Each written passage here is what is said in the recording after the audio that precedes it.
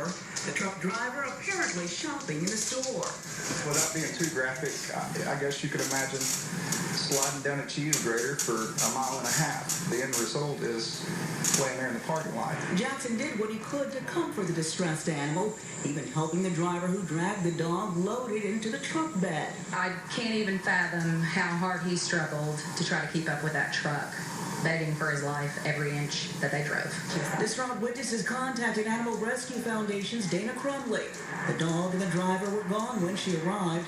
She followed the bloody trail leading back to the dog owner's residence. A Bartow County Sheriff's deputy was on scene. I asked if we could take the dog for emergency medical vetting at that point in time.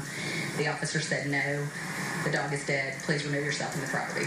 According to the police report, the dog owner, who was not the driver, stated he tied the dog to the truck bumper earlier in the day because it had gotten loose. He later asked an unnamed individual to go to the store for him, forgetting the dog was tied to the vehicle.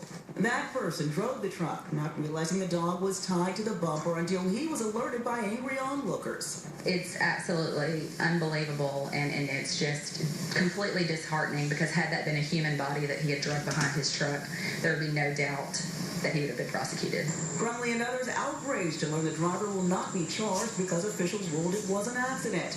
Jackson was most disturbed by the man's demeanor. Whether the guy intended to do it or not, when he knew about it, he chose to do nothing. And I think that's the tragedy here.